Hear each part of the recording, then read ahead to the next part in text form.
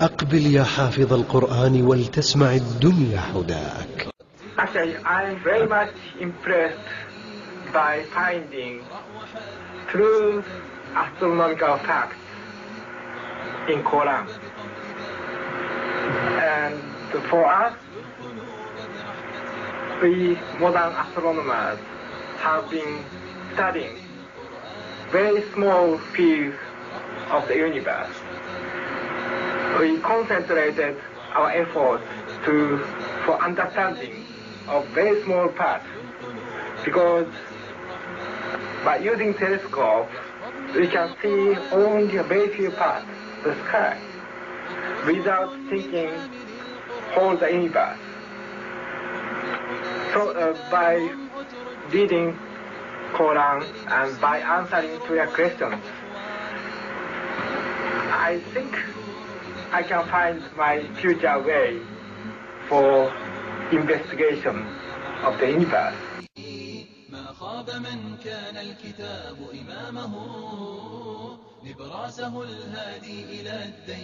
Muhammad was a very ordinary man. He couldn't have read, didn't know to write. In fact, he was illiterate. And we're talking about 1,200 years ago. You have someone, an illiterate person, making profound pronouncements and statements that are amazingly accurate of a scientific nature. And I personally can't see how this could be a mere chance. There are too many accuracies. And like Dr. Moore, I have no difficulty in my mind reconciling that this is a divine inspiration or revelation which led him to these statements.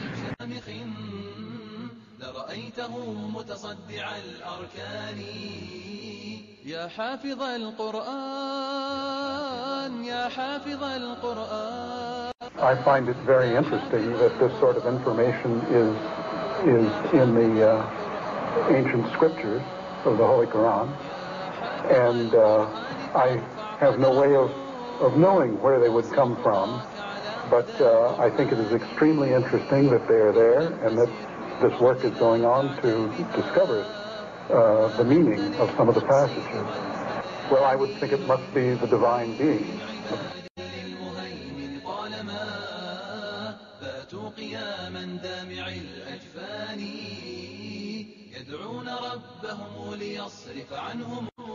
Summary.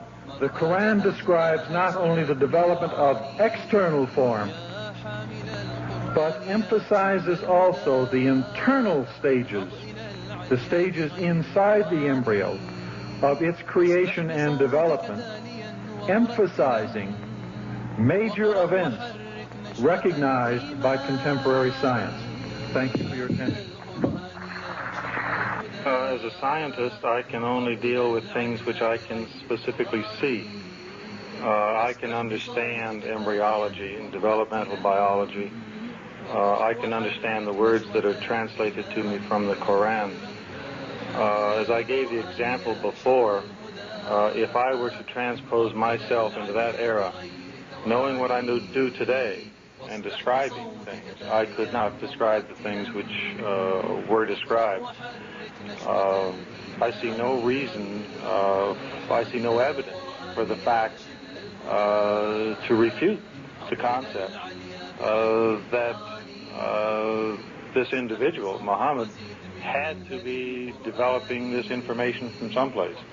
So I see nothing here in conflict with the concept that divine intervention was involved in what he was able to do.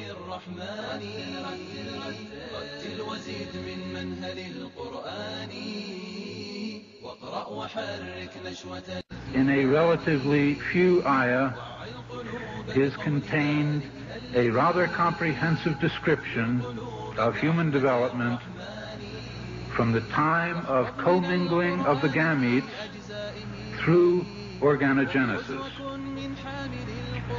No such distinct and complete record of human development, such as classification, terminology, and description, existed previously.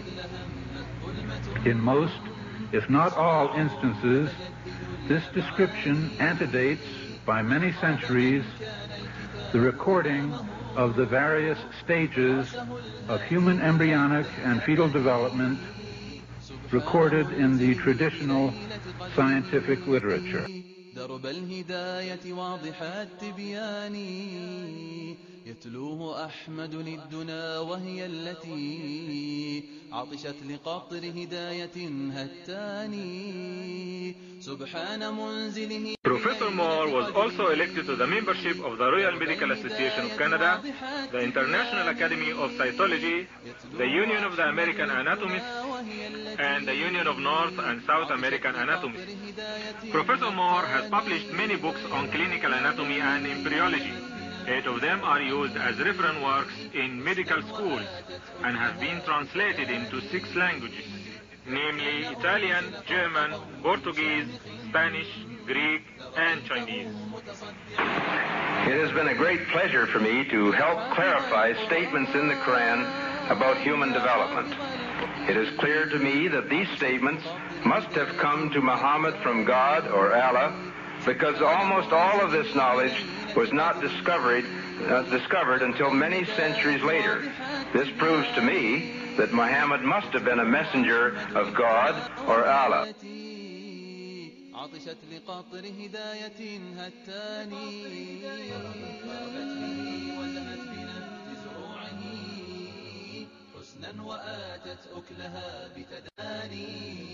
It follows, I think, that not only is there no conflict between genetics and religion, but in fact religion guides science by adding revelation to some of the traditional scientific approaches. That there exist statements in the Quran shown centuries later to be valid, which support knowledge in the Quran having been derived from God. Thank you very much. فارفع قدره واصل خطاك على هدى القرآن هونا فسير في الأرض لا تعجل بها. Thinking of many of these questions and thinking where Muhammad came from, he was after all a Bedouin. I think it is almost impossible that he could have known about things like the common origin of the universe, because scientists have only found out within the last few years with very complicated and advanced technological methods that this is the case.